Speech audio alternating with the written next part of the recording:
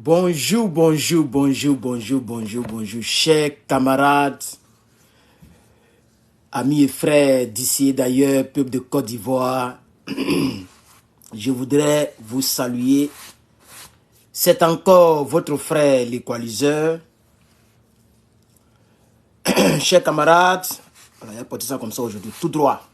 Chers camarades, connectez-vous. Nous allons essayer de parler un peu. Oui, ça c'est important, il faut qu'on en parle. C'est même très important parce que les choses se compliquent. Je pense que cette nomination au niveau de l'armée, c'est-à-dire ce changement, ce grand changement, signifie quelque chose pour le peuple de Côte d'Ivoire. C'est très important, chers camarades. Vous allez comprendre que même je suis encore toujours en serviette avec mon petit calba. Je partais me laver. Je peux voilà, vous voyez? Vous voyez, non? Voilà. Et j'ai mis, comme il fait très froid, j'ai mis ça. Je vais finir de parler et je vais me laver parce que je dois aller faire des courses. Donc, il est important de parler. Et je voudrais dire qu'en réalité, le CEMAT, c'est différent de chef d'état-major. Il y a le chef d'état-major général de l'armée et il y a le CEMAT, qui est le chef d'état-major de l'armée de terre. Alors, en mai 2023, il avait déjà changé encore le chef d'état-major, je parle de Ado, Alassane Dramane Ouattara. Il avait déjà changé encore, il avait mis un qu'on appelait Dem Ali. Le lundi 8 mai 2023 à 11h17, selon ce que j'ai ici comme information, c'est là qu'il avait changé l'ancien chef d'état-major de l'armée de terre. Et il avait mis en mai 2023 un nouveau qu'on appelait Dem Ali. Après ça, il y avait un autre encore qu'on appelle Sékou Touré, qui avait pris encore le pouvoir, la reine des chefs d'état-major des armées ou de l'armée de terre, si vous voulez. Aujourd'hui encore, aujourd'hui le 30 là, j'ai posté la nomination. La nomination est là. Voilà, je l'ai posté. Je peux même lire la nomination pour vous. Oh, ma batterie est faible. D'accord, la nomination est là, plus la photo de Chérif Ousmane lui-même. Sa photo est là. Partagez, partagez, partagez. Voilà, je vois 4 partages. S'il vous plaît, est-ce que vous pouvez partager cette vidéo, chers collaborateurs panafricains? Voilà, donc c'est signé des mains de Alassane Ouattara. C'est bien signé, vous pouvez aller voir cela. C'est bien signé, monsieur Alassane Ouattara. Voilà. C'est la copie certifiée conforme à l'original. Ok? Et ça c'est venu depuis le secrétariat général du gouvernement. Voilà. Donc, vu la constitution, comme je n'ai pas lu tout ça, mais c'est pour vous dire que c'est une réalité. L'ancien chef de guerre, l'ancien officier de la rébellion, on les appelait commandants. Donc, l'ancien Comzone. Comzone, c'est l'abréviation de commandant de zone, puisque la Côte d'Ivoire était divisée en plusieurs parties pour nous faire cette guerre-là. Voilà. Donc lui, il était un commandant de zone. J'ai oublié un peu sa région, sa zone, mais c'était un commandant de zone qui a fait donc la rébellion. Tout à l'heure, on va revenir un peu sur la rébellion, mais on va parler de la nomination. Donc, le général de division Dem Ali avait été nommé en mai, le 8 mai 2023. Et après encore, Sékou Touré. Sékou Touré, c'est un doyen. Il y a longtemps, il est dans l'armée. Vous voyez, il y a longtemps, il est dans l'armée. Sékou Touré, c'est quelqu'un en qui M. Dramane Ouattara a mis aussi sa confiance. La confiance est toujours là. Mais il faut comprendre. Regardez, je lis un peu ici, par exemple, sur un site internet. Le site s'appelle Connexion Ivoirienne. ConnexionIvoirienne.net. Vous tapez ça, vous allez voir, c'est un grand titre. En Côte d'Ivoire, l'ex-chef rebelle, Chérif Ousmane, nommé chef d'état-major de l'armée de terre. Voilà, c'est écrit là, grand. Je ne sais pas si vous pouvez voir, ça sera renversé. Comme c'est un truc, ça sera renversé chez vous. Mais l'article est là. L'ex-chef rebelle, c'est comme ça ils ont mis. Donc, ça a été publié aujourd'hui le 30. Chérif Ousmane, j'ai voulu le premier paragraphe, il peut m'arrêter là. Chérif Ousmane, très chouchouté par les hauts gradés de l'armée française. C'est très important. Fait partie avec Kone Zakaria des hommes de confiance de la maison de Ouattara issus de, issus de l'ex-rébellion. Donc je vous ai dit que dans la rébellion, après Guillaume Soro, les plus caïds, c'est pourquoi toujours je fais des erreurs quand je veux parler de l'un et de l'autre. Je parle de Chérif Ousmane et Koné Zakaria, parce que c'était les plus caïds. Après, M. Guillaume Soro qui était leur patron à eux tous. Tous les commandants de zone, il était leur patron. Mais après Guillaume Soro, c'était Chérif Ousmane et Koné Zakaria. Donc les deux là ont fait un travail très...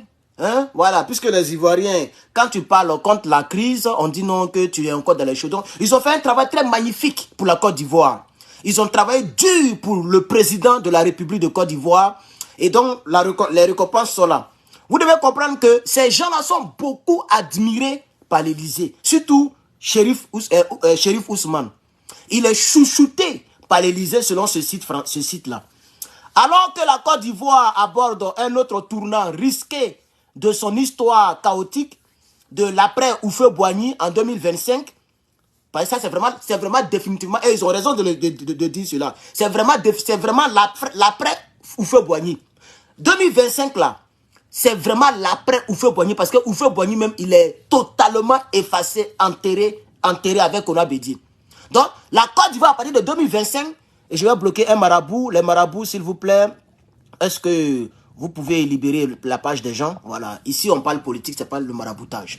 S'il vous plaît, chers Ivoiriens, voilà, essayez de faire monter le nombre de personnes. Permettez à ce que YouTube mettez des pouces en l'air. Voilà, on va avancer. Voilà. Donc, c'est que le site, le premier paragraphe, il est très, très révélateur. Parce que j'ai pris le temps de fouiller un peu. Et j'ai vu que ceux-là, ils ont bien parlé. Je ne sais pas qui est le propriétaire de ce site-là. Mais il est très bon. Parce que je crois qu'il connaît très bien l'histoire du pays. Vous comprenez? Nous, on a la même perception de l'histoire du pays, chers camarades. Parce que, pourquoi le site le dit? La Côte d'Ivoire va prendre un nouveau tournant qui va marquer définitivement l'après Houphouët-Boigny. C'est-à-dire qu'il n'y aura plus de traces d'Houphouët-Boigny. Parce que le PDCI, les traces d'Houphouët-Boigny ont été effacées définitivement. Vous devez le savoir. C'est nos frères Baoulé, nos frères de PDCI qui ne l'ont pas encore compris. Sinon c'est fini. Vous avez enterré Houphouët-Boigny et toute sa postérité. C'est fini ça.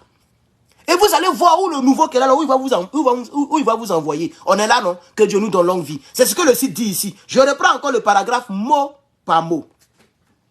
Publié le 30/12/2023 par connexioivoire.net. Rédaction, je vais taire le nom de la personne.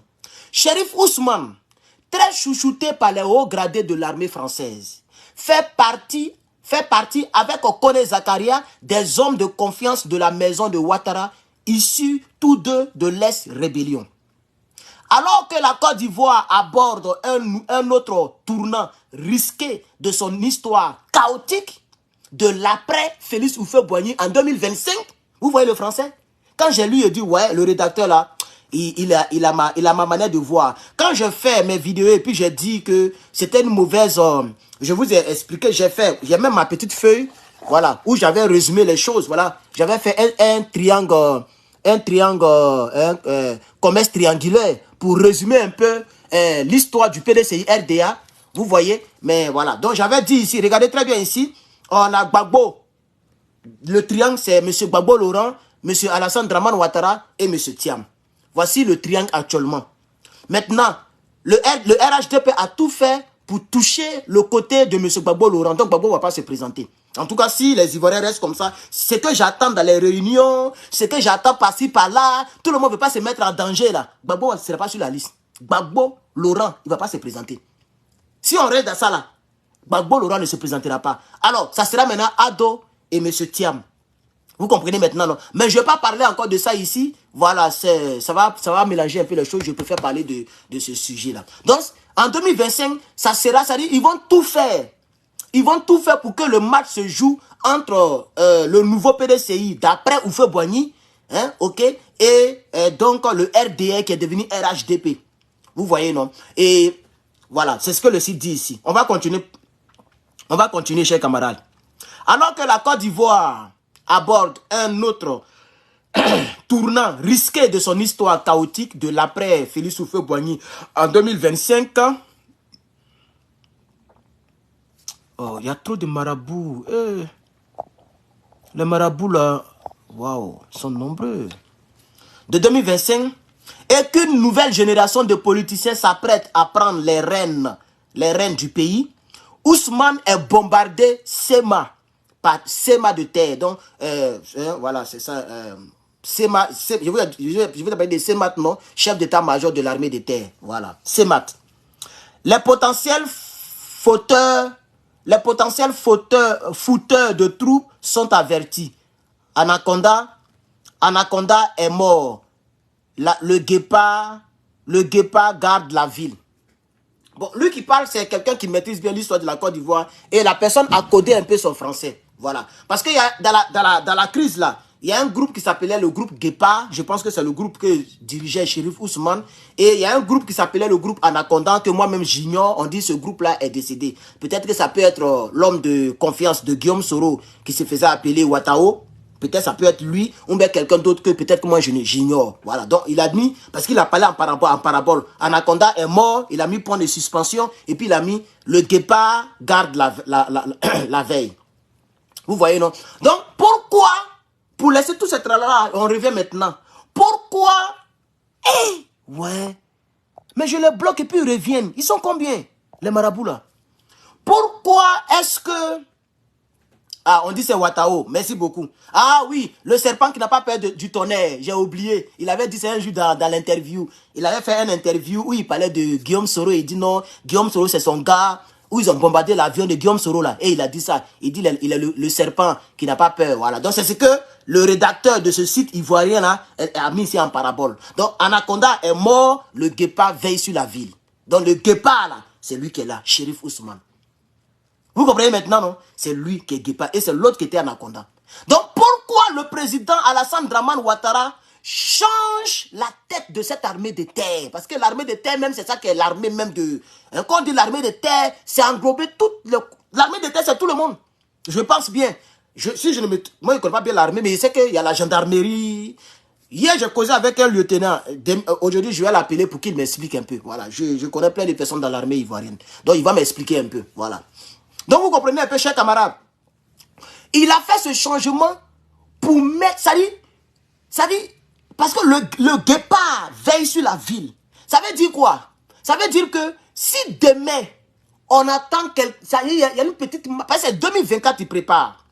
Vous voyez, non? Parce que M. Alassane Dramane Ouattara sait très bien que s'il y a une élection, il ne pourra pas gagner les élections. Donc, il a peur en réalité. Il se prépare en conséquence. Il se prépare à toute éventualité. Et j'ai envie de vous dire que Alassane Dramane Ouattara risque de se présenter. S'il n'a pas pu, s'il ne s'est pas présenté, il va mettre son frère Ibrahim. Ibrahim, je ne connais pas son deuxième prénom là. Lui qu'on appelle son petit frère là. Lui que les gens appellent souvent, on l'appelle comme la fiole. Voilà. Il risque de placer la fiole, ou bien lui-même, il risque de monter pour un 4e mandat. Vous comprenez? Voilà, merci, photocopie ou la fiole. Il risque de monter pour un 4e mandat. Chers camarades, est-ce que vous partagez même le truc là même? Est-ce que vous partagez? Bon, je vais vous laisser tout à l'heure, mais de toute façon. Je vais vous laisser, mais est-ce que vous partagez au moins? Partagez pour que... Ouh, c'est pas grave, c'est pas grave. C'est pas grave. Donc vous comprenez un peu, chers camarades? Voilà. C'est un peu ça. Il entend ça dit ce qu'il est en train de faire, c'est d'assurer ses arrières. Parce que le RDR ne voudra pas perdre le pouvoir en 2025. Vous comprenez? Ils ne voudront pas perdre le pouvoir en 2025. Donc actuellement, ça peut être la peur, ça peut être parce que on dit pour préparer, on dit, il y a un adage qui dit quoi, mais j'oublie un peu. Celui qui veut la paix prépare la guerre, ou bien tout de ce genre. Les gens se préparent en conséquence. Parce que Chérif Ousmane, c'est un monsieur qui est sans pitié. C'est un monsieur qui est sans pitié, monsieur Chérif Ousmane. Lui, il ne s'amuse pas. Vous voyez, non? C'est pourquoi depuis, on ne fait que le promouvoir. On ne fait que le promouvoir. On ne fait que le promouvoir. Aujourd'hui, il est le chef d'état-major de l'armée de terre. Il est le chef d'état-major de l'armée de terre. Chers camarades. Donc, c'était juste cette information que je voulais porter à votre connaissance. L'anaconda est donc est mort et donc le guépard veille. Le guépard veille. Voilà, le guépard veille. Malheureusement, je ne sais pas pourquoi monsieur Sékou Touré a été encore remplacé, qu'est-ce qu'il a fait? Bon, on sait que Sékou Touré, c'est un officier supérieur depuis monsieur Gbagbo Laurent. Voilà. Depuis le président Laurent Gbagbo, Sékou Touré était déjà dans l'armée de Côte d'Ivoire. Ça, on le sait déjà. Maintenant, pourquoi ils l'ont changé? Est-ce que M. Sékou Touré a été mis sur écoute? Est-ce que la confiance de M. Alassane Dramane Ouattara, président de la République de Côte d'Ivoire, concernant M. Sékou Touré a baissé? Ça, c'est des choses que l'avenir va nous dire. Parce que M. Alassane Ouattara, il ne s'amuse, c'est quelqu'un qui ne s'amuse pas avec les traîtrises et avec les rumeurs au sein de la présidence. Et ça, c'est quelqu'un qui ne s'amuse pas. Quand il y a des rumeurs, quand il change en même temps, lui, il n'attend pas pour que ça devienne pire. Lui, il fait en même temps. Vous comprenez, non? Donc, sûrement, parce que Sékou Touré, c'est quelqu'un qui s'est battu pour que la Côte d'Ivoire soit magnifique aujourd'hui. Pour que le président Alassane Ouattara soit là où il est, parce qu'il a trahi l'armée ivoirienne au temps de Gbagbo. Il était un officier supérieur déjà depuis le temps de Gbagbo. Mais c'est eux, les Sékou Touré, les Kassaraté, les Philippe Mangou, voici les personnes qui ont battu le pavé pour que vous les Ivoiriens, vous soyez aujourd'hui, donc là où vous êtes aujourd'hui. Donc je me demande pourquoi le président de la République de Côte d'Ivoire, Alassane Dramane Ouattara, son excellence, change M. Sékou Touré pour mettre le guépard. Qu'est-ce qui se passe? Y a-t-il des rumeurs qui les effraient? Est-ce que la chute est inévitable? Est-ce que M. Thiam les effraie tant?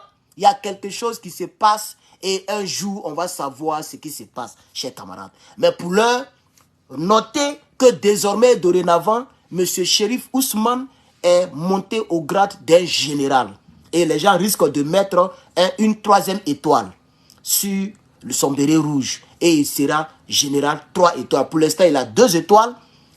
Puisque lorsqu'on met la guerre, la guerre passée en Côte d'Ivoire, voilà, toutes ces rébellions-là, ça lui a valu des étoiles. Voilà. Donc voici ce que je voulais dire dans cette vidéo pour les Ivoiriens. Merci aux j'ai vu 50 personnes qui ont relayé l'information. Merci d'avoir relayé l'information. Moi, je pense qu'il y a 2 choses. Il est beaucoup chouchouté par l'armée française.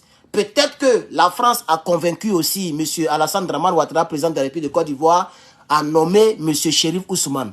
Peut-être qu'il y a une peur ou des rumeurs qui stipulent que peut-être Sékou Touré voudrait se racheter vis-à-vis du peuple de Côte d'Ivoire. Donc peut-être que Sékou Touré a commencé à lancer des appels. En temps, vous savez que tout le monde est sur écoute en Côte d'Ivoire. Tout le monde est sur écoute. Donc peut-être que c'est ça.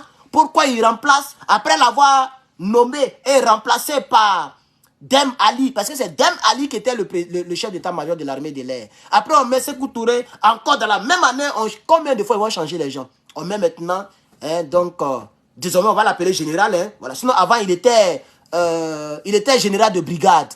Voilà, maintenant, il est général tout court, si vous voulez. Général de l'armée de terre de Côte d'Ivoire. Et ils vont mettre une 3e étoile. Parce que l'autre, il est général, regardez au Niger, lui, il est général de brigade, il a 2 étoiles.